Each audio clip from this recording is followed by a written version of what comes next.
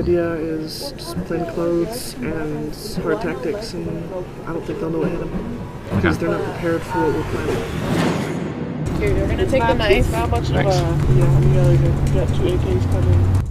Matt McDonald here with Fox 13 News. We've been tracking Antifa for a long time. He was just down there at President's Circle and they were handing out sharp objects to stab people with, said they had someone coming with an AK. Why did it take 2 late night hosts, comedians, to find this out? You know what, I wish you guys luck. Marley was dead to begin with. Okay, there you go. Verifiable proof that Antifa is premeditatedly and proactively violent. And you'll see more in this video than you've probably ever seen before. The kinds of attacks they plot, how they coordinate, what tools they use. Even more importantly, you'll see a complicit media who, when offered this very footage, turned the other way. How do we know all this? Because we've been infiltrating this organization for a long time. Hard. But first, you'll need a primer.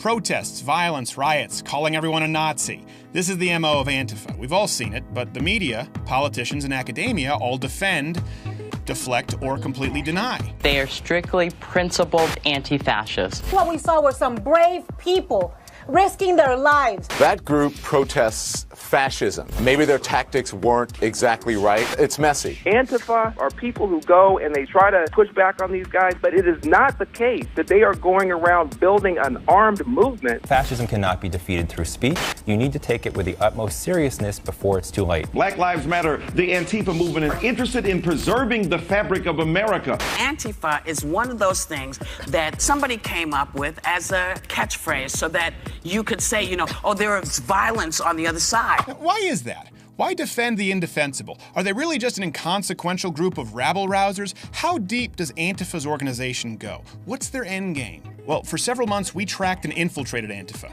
culminating in their violent protest of the notorious Jewish Nazi speaker, Ben Shapiro, at the University of Utah. But before we get to the part where we send Not Gay Jared in undercover, vulnerable, afraid, and shaking like a Chinese crested without one of those little gay sweaters, a little backstory.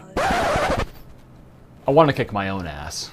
In order to get in with the Antifa crowd, we had to infiltrate their private groups. After news broke that they were officially classified as a domestic terrorist organization, they pulled everything in much closer to the chest. They started vetting people, becoming paranoid about spies. They demanded we meet with them in person, installing a cryptic messaging app onto our phone, which they used to organize. So I just met with the guy, and he installed a super secret encrypted messenger app on my phone, and they immediately took roll call, using all pseudonyms such as Firebird, Ski Mask, Xavius. Yeah, everyone except for Will.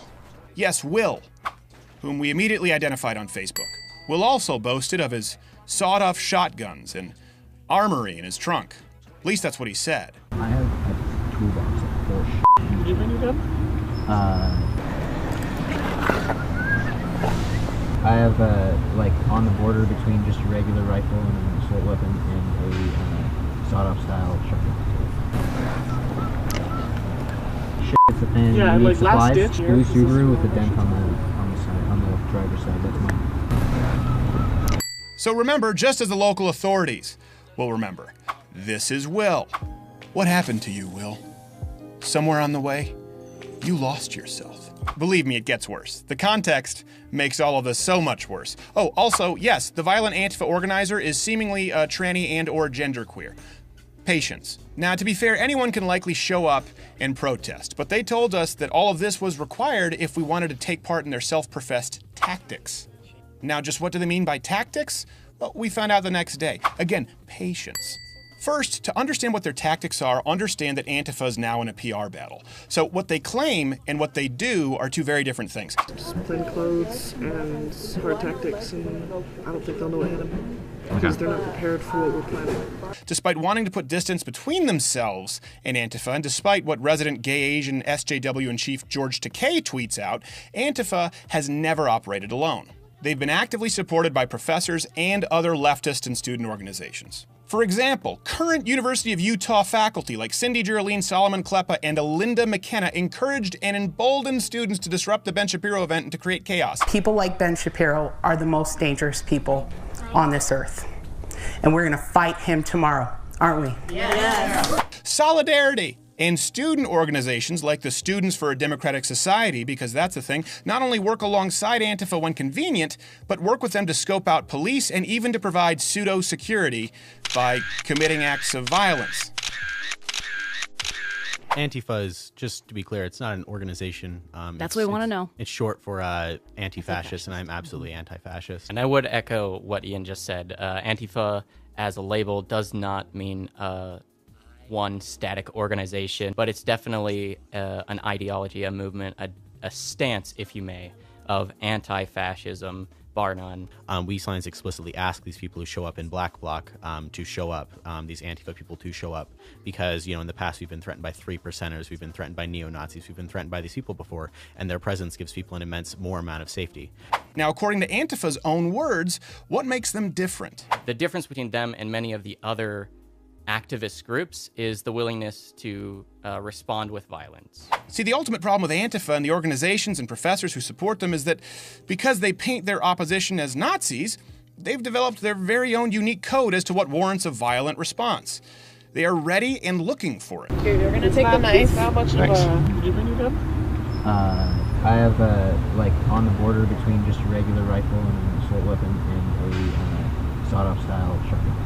And then I've got a handgun.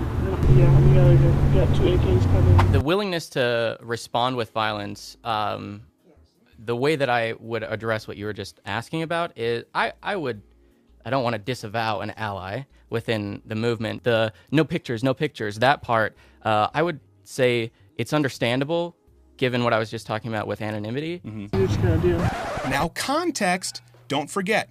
What you gotta do can include violence against anyone you call a Nazi. They call Ben Shapiro a Nazi. They're allowed to commit violence against anyone filming them. And just how violent can they get? If you go down to like the military surplus store, the Navy surplus store, whatever, you can get like a K-bar for like 30, 40 bucks. And it's just a combat knife. It's a fixed blade, 5 inches or so, but it's just you strap it on your leg and you're good to go. I mean, this one's like tiny, so you have to really stab them. Yeah. Yeah, like last ditch is gonna be lure them down here. Whoa, hold. Luring people to their cars with sawed-off shotguns and handing out knives and shivs. This went far beyond a goof, and we needed to get Nake Jared out of there. Good thing the man's got a quick mind. Is there a place to shit around here? I don't know this campus. And to the right. All right, I'll be right back. You guys could be in a few minutes. Yes, at the risk of being called a snitch, Nake Jared immediately turned the footage over to the authorities, who were already aware of our presence there, by the way. Turns out they'd been tracking this pansexual / transgender queer with an axe to grind for a while, and they were grateful for our footage.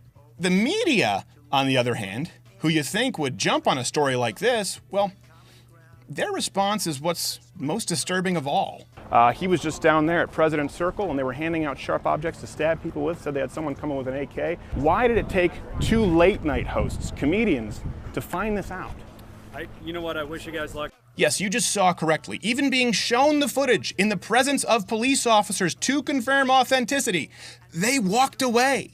Also, I should note, this is Dan Harris from Nightline, national ABC News. He knew about the footage and the whole story too. I offered it to him and asked for his card. He did not give it to me. We were delivering a story to local and national news on a silver platter which included infiltration, violence, and exposing the roots of a national domestic terrorist organization. And no one even wanted to give it a glimpse? Not one person? It didn't even get mentioned. Protesters flooding the campus trying to shut down conservative speaker Ben Shapiro's appearance. These are protesters that are against Ben Shapiro, conservative. Only these people didn't call Ben Shapiro controversial. They called him a Nazi. And they aren't there to protest. They are there to punch Nazis as they chalk and paint on the walls or commit violence against people filming them, depending on the day. Case in point, our footage assisted with leading to the arrests of these violent protesters. Good example, codename Honeybee? Her real name is Jenna. Now, let me be clear here. We do not want to dox anyone, and we ask that none of you dox anyone. But we do want you to alert your local authorities if you recognize any of these people. These folks aren't playing a game anymore. This is serious violence. Take this black girl who committed assault. Now, we couldn't find any official arrest record, but we did post this on Facebook, and then this happened. So we immediately ID'd her as well. Grace. They're so easy to trick. Officers, we appreciate your service. Now, of course, the next day, when the inevitable violence that we warned about broke out, so-called journalists were all over it. Because, you know, they're lazy. Here's the thing, Antifa and its supporters are openly practicing violence. Worse, they plan it.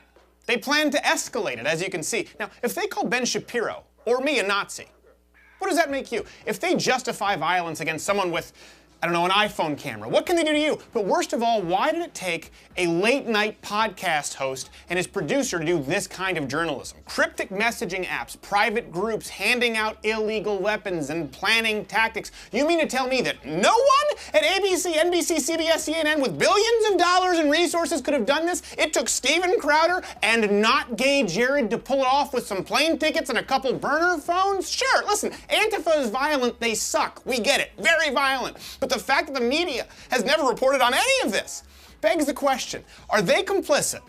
Is the media complicit with all of this? Or do they just suck at their jobs? I know who you are, Antifa, and I know what you want. If you're looking for a safe space, I can tell you that I have no sympathy. What I can tell you is that I have a very particular set of skills. Skills that I've acquired over a very long period of time. Skills that make me a nightmare for people like you.